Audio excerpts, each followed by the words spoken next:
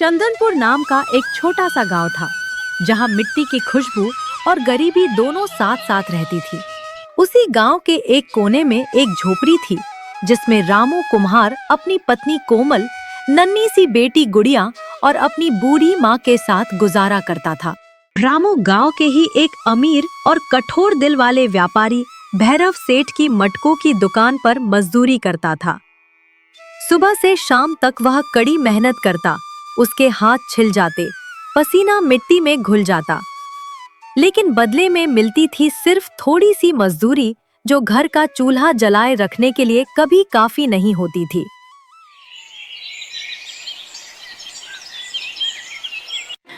सुनिए जी, कल सेठ भैरव ने फिर वही पुरानी मजदूरी दी। दिन भर धूप में काम करते हैं और मिलता क्या? माँ की दवा खत्म हो गई है, राधा के कपड़े भी फट गए हैं। मैं समझ नहीं पा रही क्या करें। मैं क्या करूं कोमल, भैरव सेठ बस इतना ही देता है। रोज सुबह से शाम तक मिट्टी में घुस जाता हूं, पर मेहनत का मोल अब दुनिया में कहाँ मिलता है। गरीब के पसीने की कीमत तो सेठ लोग अपने हिसाब से लिखते हैं। फिर आप उनके लिए काम क्यों करते हैं जी? आपके हाथ के मटके तो पूरे चंदनपुर में मशहूर हैं। क्या पता अगर आप खुद बेचना शुरू करें तो आपकी कमाई दुगनी हो जाए।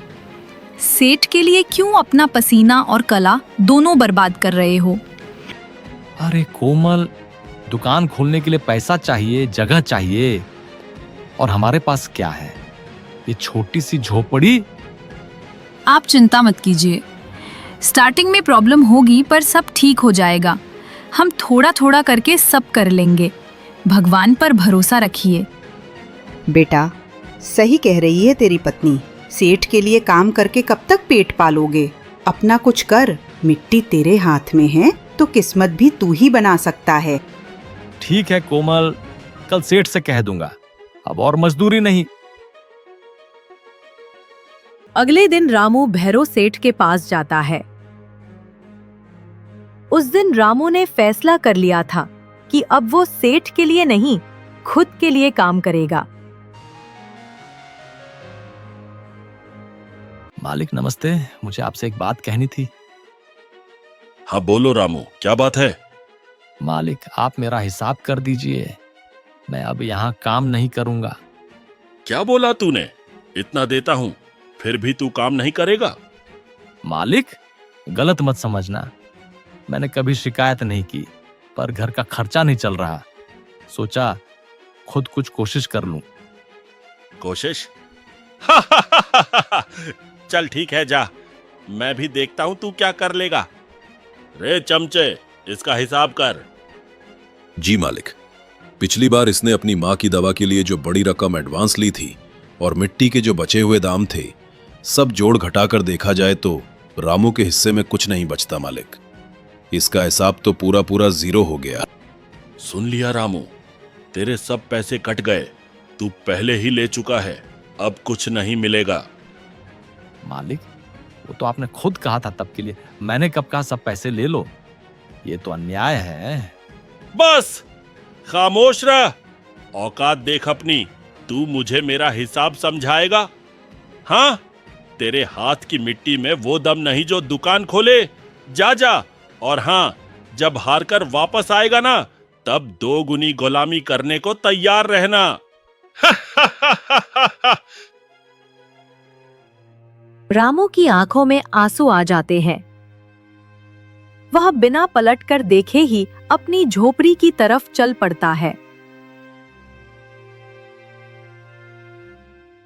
क्या हुआ जी? सेठ ने पैसे दिए क्या? नहीं कोमल, सब पैसे काट दिए। कहते हैं तो मैंने पहले ही ले लिया था, मुझे भगा दिया। हंस के बोला, देखते हैं कैसे दुकान खोलते हो।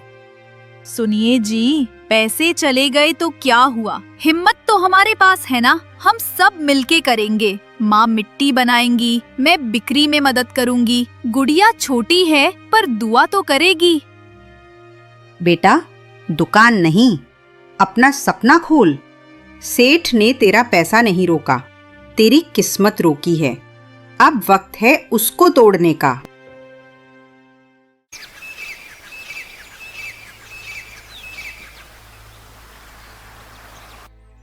अगले दिन से रामू मिट्टी के मटके बनाना शुरू करता है और उन्हें बाजार में ले जाकर बेचने बैठता है।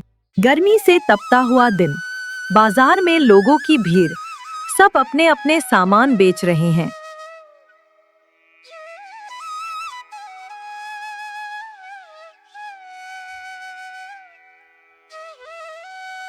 बीच में रामू एक पेड़ के नीचे मटके, घड़े और दिए सजाता है।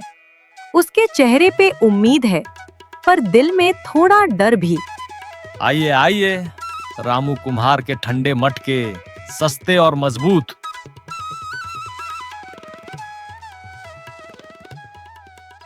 रामू की आवाज सुनकर कुछ गांव वाले रामू के पास आते हैं। अरे भाई, ये मटका तो हल्का लग रहा है, लगता है मिट्टी कच्ची थी। हाँ रे, और रंग भी ढीला है, लगता है मिट्टी भी सही नहीं पकाई गई। भैरव के मटके देखे हैं, एकदम चमकदार। बहन जी, मिट्टी चाहे सिंपल हो, पर मेरे मटके दिल से बनाए गए हैं। पानी रखिए इसमें, देखिएगा ठंडक और स्वाद दोनों मिलेंगे। दिल से बने मटके। अरे भाई, पानी नहीं, दिल रखेंगे क्या इसमें? भैरव के मटके तो राजा महाराजा तक ले जाते हैं। और तू रामू, तू तो नया नया आया है बाजार में, कौन खरीदेगा तेरे मटके? बाबूजी, हर बड़ा आदमी कभी छोटा ही था। बस एक मौका दीजिए, अगर पसंद ना आए तो पैसा वापस। अरे नहीं भाई, हम रिस्क नहीं लेते। कल अगर मटका फट गया तो तू मिलने भी नहीं आएगा। अच्छा भाई, बता तो सही, कितने का दे रहा है ये दिल से बना मटका? सिर्फ 10 रुपए का है बाबूजी। क्या बोला? 10 रुपए? अरे भाई, भैरव के मटके तो 7 में मिलते हैं, और वो तो राजा जैसे चमकते हैं। हाँ हाँ, ये तो नया कुम्हार है, और दाम देखो, भैरव सेठ से भी ज्यादा। अरे हम पैसे दे रहे हैं, दया नहीं मांग रहे। लगता है इसने मटका के साथ अपने सपने भी बेचने का सोच लिया है। 10 रुपए? अरे भाई, हमारे गांव में इतने में 2 कुल्फी आ जाती हैं। बाबूजी, मेहनत के दाम रखे हैं, मिट्टी भी मेहनत से उठाई, दिन रात जलाया, तब ये मटका बना है।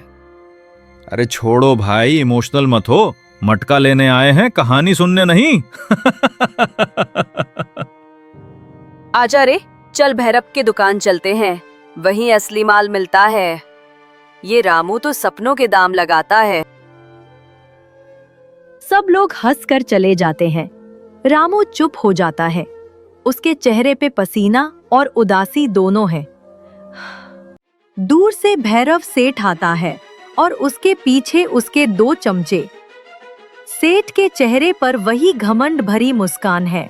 अरे अरे, ये तो हमारा रामू कुम्हार है। क्या हाल है रे रामू? मुझे लगा था तू अपना यह मिट्टी का नौटंकी बंद करके वापस मेरे पास आ जाएगा, पर तू तो लगता है अपनी जिद पर अड़ गया है। सेठ जी, जिद नहीं, विश्वास है। मैं अपनी मेहनत से जीना चाहता हूँ। आपके द्वार पे गुलामी करके पेट तो भर जाता था, लेकिन मन भूखा रहता था। सुन रे मन भूखा, मन से कोई जीता है क्या? पेट भरता है पैसों से, और पैसा मिलता है धंधे से, जो तुझमें कभी था ही नहीं। देखो सेठ जी, ये देखो। क्या मिट्टी का काम किया है, ऊपर से पूरा खुरदुरा, नीचे से टेढ़ा मेढ़ा। लगता है बर्तन नहीं, टूटी हुई तोड़ी बना रहा था। और देखो इसके रंग को, बिल्कुल फीका, जैसे मैदा में मिट्टी घुमा दी हो। हाँ सेठ जी, मेरा बर्तन चमकदार नहीं है, पर इसमें मिट्टी की सच्चाई है। मैं चमक के पीछे नहीं, मजबूती के पीछे भागता हूँ। वाह वाह, बड़े बड़े बोल, पर सच ये है रामू, तेरे हाथ की मिट्टी में दम नहीं है। तेरे बर्तन बिकते नहीं, क्योंकि तेरा नसीब ही कच्चा है, समझा? यह गांव सिर्फ भैरव सेठ के माल पर जीता है।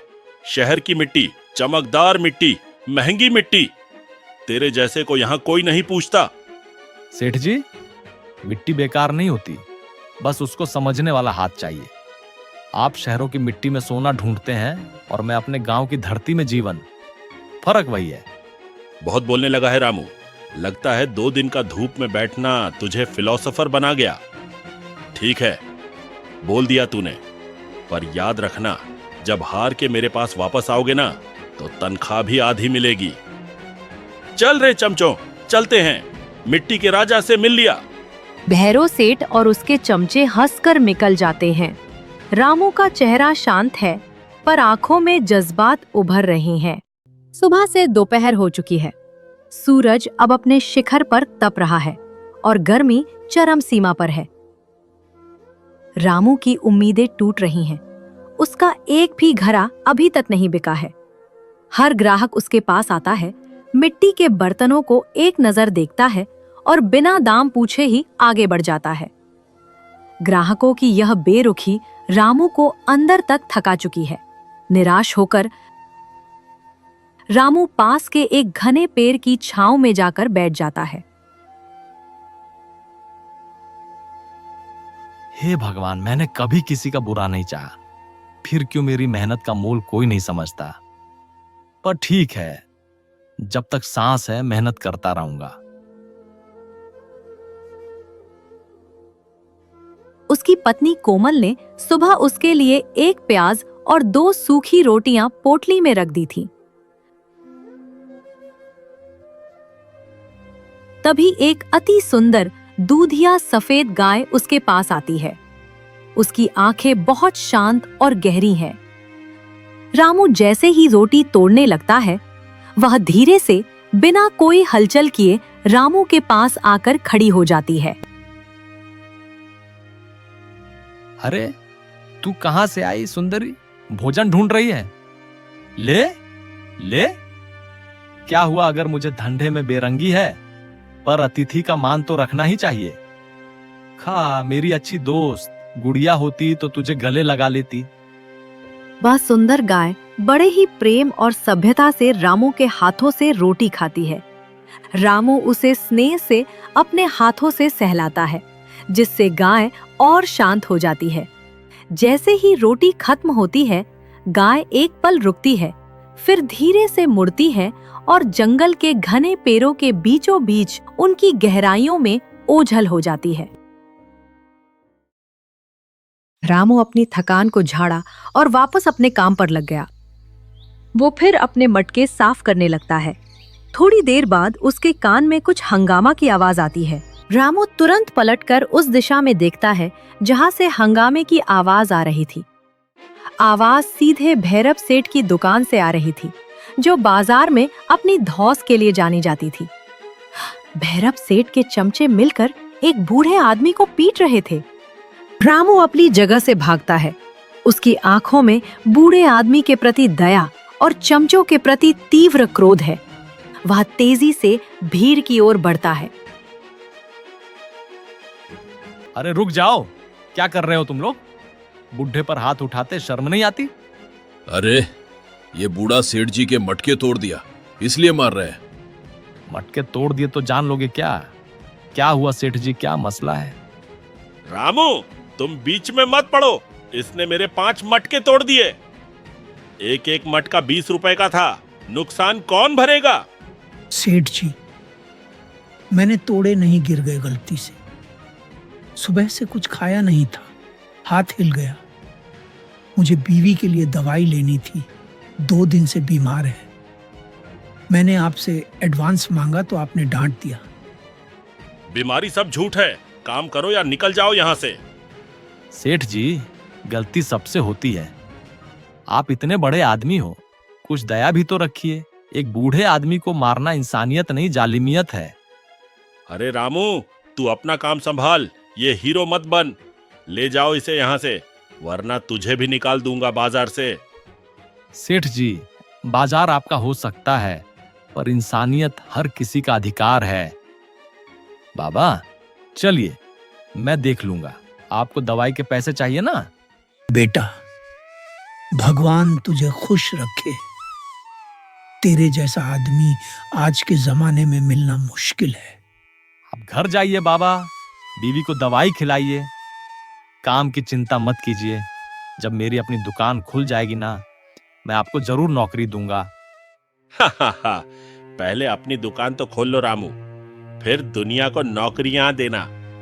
जरूर खोलूंगा सेठ जी, क्योंकि दिल से चला धंधा कभी बंद नहीं होता।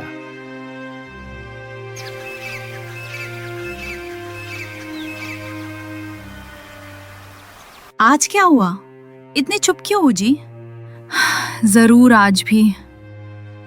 क्या बताऊं कोमल, आज भी वही हाल।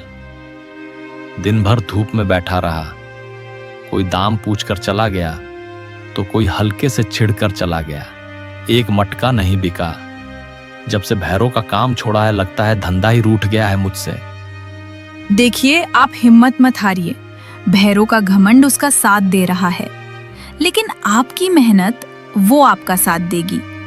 आपका काम सच्चा है, बस थोड़ी सी देर है। कितनी देर कोमल?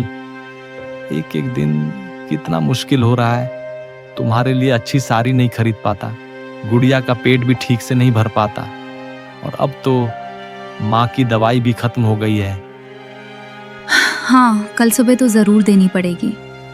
और उधर गुड़िया, वो तो आज भी भूखी सोई है। उसके लिए एक नया जोड़ा भी नहीं ले सकते। बस यही सोचता हूँ कि काश कुछ ऐसा हो जाए कि हमारी किस्मत पलट जाए, जिसे मैं माँ की दवाई ला सकूं और गुड़िया को खुश रख सकूं। चिंता मत करो स्वामी, वो ऊपर वाला सब देखता है। जब इंसान की कोशिश अच्छी होती है ना, तो भगवान कोई ना कोई रास्ता जरूर दिखाता है। आप कल फिर जाइए, कोशिश मत छोड़ना। हाँ, तुम सही कहती हो, कल फिर जाऊंगा। कल तकलीफ है तो कल खुशियां भी आएंगी। माँ और गुड़िया के लिए मुझे जीतना होगा।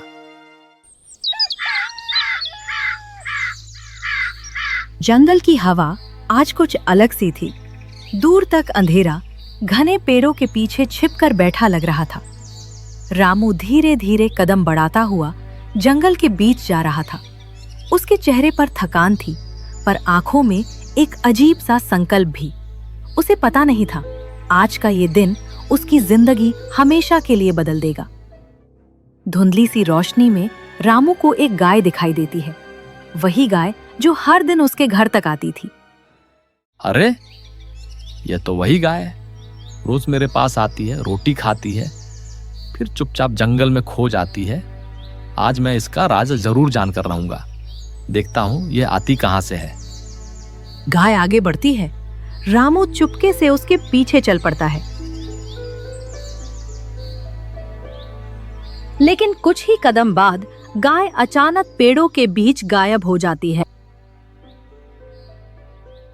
अरे, ये तो यही थी, कहां चली गई? तभी एक दर्द भरी करा उसके कानों तक पहुंचती है। एक दुबली पतली बूढ़ी माँ लकड़ी का भारी गट्ठा उठाने की कोशिश कर रही होती है। उनके हाथ कांपते हैं, कमर दर्द से झुक जाती है। अब ये हाथ पैर भी साथ नहीं देते, कैसे ले जाऊंगी इन लकड़ियों को। रामू तुरंत भागकर उनके पास पहुंचता है। माँ, रुक जाइए, आप अकेले ये कैसे उठाएंगी? दीजिए, मैं मदद करता हूँ। रामू एक ही झटके में लकड़ियों का गट्टा उठा लेता है। बूढ़ी माँ उसे हैरानी से देखती हैं। दोनों जंगल के अंदर चल पड़ते हैं। कुछ ही देर में एक छोटी सी कुटिया सामने आ जाती है। रामू गट्ठा जमीन पर रखता है, तभी उसकी नजर एक कोने में बैठी गाय पर पड़ती है। अरे, ये तो वही गाय है जो रोज मेरे पास आती है और मेरी रोटी खाती है। हाँ बेटा, ये मेरी गौरी है, बहुत मासूम है। तुम इतने उदास क्यों दिख रहे हो बेटा, क्या परेशानी है? माँ, मैं चंदनपुर का कुम्हार हूँ। मेरा नाम रामू है। मैं बहुत मेहनत करता हूँ, पर मेरे बर्तन कोई नहीं खरीदता। भैरव सेठ ने मेरी जिंदगी मुश्किल कर दी है। कहता है मेरी मिट्टी में दम नहीं। मेरी पत्नी भी दुखी है। कैसे गुजारा करूं माँ? बेटा, दुनिया का काम ही है बोलना, पर मैं तुम्हारे चेहरे पर मेहनत और ईमानदारी दोनों देख सकती हूँ। मेरी बात ध्यान से सुनो। इस कुटिया के पीछे एक बड़ा पेड़ है। उसके नीचे एक छोटा सा जमीन का टुकड़ा है, जहाँ लोग जाने से डरते हैं। वहां की मिट्टी को देवी माटी कहते हैं। वह मिट्टी गर्मी से नहीं, आशीर्वाद से पकती है। उस मिट्टी से जो बर्तन बनता है, उसमें देवी का स्पर्श होता है। माँ, क्या मैं? हाँ बेटा, ले जाओ, पर याद रखना, इस मिट्टी का इस्तेमाल सिर्फ सच्चाई और नेक इरादे से करना, तभी किस्मत बदलती है। माँ, आप मेरे लिए इतना क्यों कर रही हैं? क्योंकि बेटा, तुमने जब कुछ नहीं था तब भी मेरी गौरी को रोटी का आखिरी टुकड़ा दिया। इंसान की नीयत ही उसका भाग्य बदलती है। रामू का दिल भर आता है। उसने कभी सोचा नहीं था कि ये छोटी सी रोटी किसी दिन उसकी पूरी जिंदगी का मोड़ बन जाएगी। उसकी आंखों में उम्मीद की चमक लौट आती है। रामू घर जाता है, तुरंत एक टोकरी और कुदाल उठाता है। बूढ़ी माँ के बताए हुए पेड़ के पास जाकर वह ध्यान से देवी माटी की मिट्टी उठाता है। थका हुआ लेकिन आंखों में एक नई चमक लिए रामू अपने सर पर मिट्टी की टोकरी में देवी माटी लिए आता है। झोपड़ी के बाहर उसकी पत्नी कोमल उसे चिंता से देखती है। स्वामी, आपको इतनी देर कहाँ लग गई? मैं कब से आपका इंतजार कर रही थी। और ये बोझ कैसा? शांत हो जाओ कोमल, मैं ठीक हूँ। ये बोझ नहीं है, ये तो हमारी किस्मत है। किस्मत? ये कैसी मिट्टी है स्वामी? पहले अंदर आओ, मुझे तुम्हें सब कुछ शुरू से बताना है। ये सफर बहुत खास था। रामू और कोमल घर के अंदर आते हैं। कोमल जल्दी से उसके लिए पानी लाती है। रामू थका हुआ है पर उसकी आंखों में एक अजीब सी शांति है। रामू पानी पीता है, राहत की सांस लेता है, फिर कोमल को सारी बातें बताता है। तो ये मिट्टी, ये आशीर्वाद है। भगवान ने हमारी सुन ली स्वामी। अब हम एक पल भी नहीं गवाएंगे। मैं तुरंत आपके लिए बर्तन बनाने की तैयारी करती हूँ।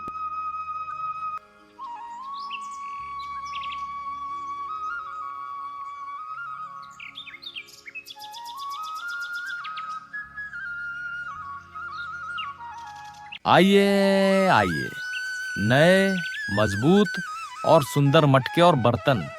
इसकी गर्मी और ठंडक देखिए। इतनी बढ़िया मिट्टी के बर्तन आपको कहीं और नहीं मिलेंगे। एक बार इस्तेमाल करके देखिए, बरसों चलेंगे। इन खूबसूरत बर्तनों से अपने घर को सजाइए। अरे रामू, ये क्या चमत्कार है? ये बर्तन तो भैरव के बर्तनों से भी ज्यादा अच्छे हैं। कितने हल्के और मजबूत हैं। हाँ, रंग भी कितना गहरा है। कितने में दोगे रामू? बस वही दाम जो आम मिट्टी के दाम है, 5 रुपए। अरे भाई, ये तो बहुत ठंडा है, बिल्कुल सेठ के मटके जैसे। कितने का दिया? बस 5 रुपए बहन। 5 रुपए? भैरव सेठ तो 20 रुपए मांगता है। चलो मुझे 2 दे दो भाई। पल भर में गांव वालों की भीड़ रामू की दुकान पर लग जाती है। रामू के बर्तनों की चमक और हल्कापन सबको बहुत पसंद आता है। रामू के चेहरे पर पहली बार मुस्कुराहट आती है। वो खुशी से मटका पैक करता है। जैसे ही शाम हुई, रामू ने अपनी सारी कमाई को संभाला और खुशी के मारे दौड़ा चला आया। घर के दरवाजे पर पहुंचते ही वह अपने उत्साह को रोक नहीं पाया और जोर से चिल्लाया, अरे माँ कोमल, जहाँ हो जल्दी आओ। रामू की आवाज सुनकर कोमल और बूढ़ी माँ घबराकर बाहर आई। क्या हुआ? कुछ हुआ है क्या? क्या घरे टूट गए या किसी से झगड़ा हो गया? अरे शांत हो जाओ, कुछ हुआ नहीं है, बल्कि बहुत अच्छा हुआ है। तो जल्दी बताइए, क्या हुआ? कोमल, माँ, आज पहला दिन था और सारे के सारे मटके बिक गए। क्या सच में? हे भगवान, ये तो बहुत अच्छी खबर है। देखा बेटा, भगवान ने तेरी मेहनत का फल देना शुरू कर दिया है। उस गाय के रूप में भगवान ने ही रास्ता दिखाया है। हाँ, कल और ज्यादा मटके बनाऊंगा। बस थोड़ा और पैसा जमा हो जाए तो अपनी भट्टी की मरम्मत करवा लूं, फिर और भी मजबूत बर्तन बनेंगे। इधर रामू की आर्थिक स्थिति तेजी से सुधर रही थी। रामू के घड़ों की चर्चा दूर दराज के गांवों तक पहुंच चुकी थी और दूसरी तरफ भैरव सेठ की हालत दिन ब दिन बिगड़ती जा रही थी। मालिक, सुना आपने? रामू कुम्हार के घड़े तो बाजार में छाए हुए हैं। लोग कह रहे हैं कि उसके घड़े ठंडे और सस्ते मिलते हैं। ग्राहक सुबह ही उसकी दुकान पर भीड़ लगा देते हैं। क्या वो रामू जिसने मेरे पास से काम छोड़ा था? अरे मैं तो सोचता था कि वह कुछ ही दिनों में भूखा मर जाएगा। उसे वापस आकर मेरे पैर पकड़ने पड़ेंगे। ये सब बकवास है। पर मालिक, ये बकवास नहीं है, सच कह रहा हूं। सब लोग तो अब वहीं जा रहे हैं। उसके घरे आजकल पड़ोसी गांव तक जा रहे हैं।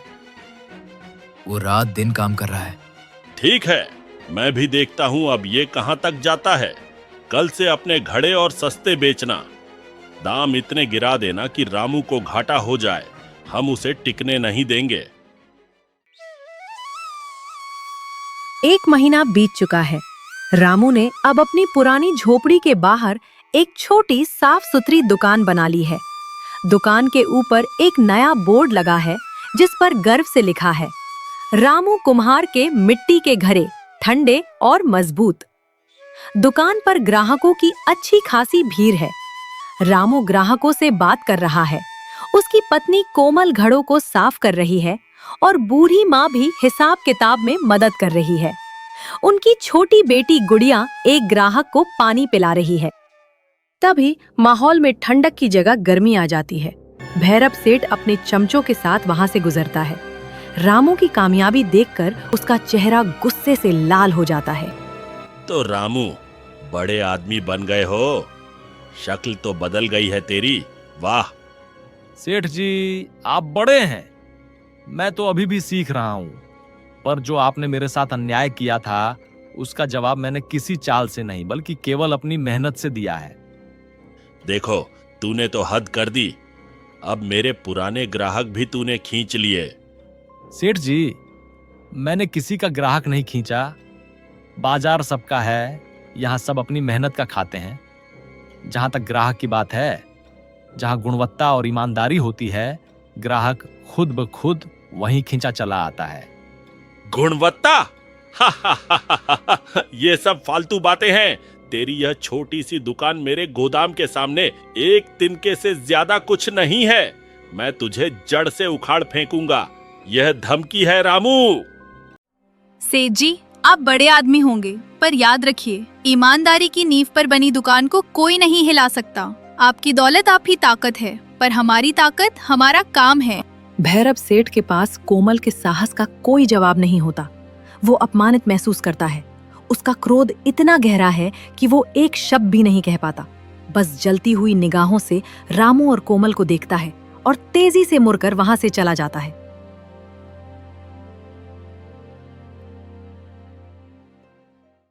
भैरव के जाते ही गांव वाले रामू की प्रशंसा करते हैं। रामू और कोमल एक दूसरे को देखकर विजय की एक शांत मुस्कान के साथ हंस पड़ते हैं। माँ गर्व से उन्हें देखती है।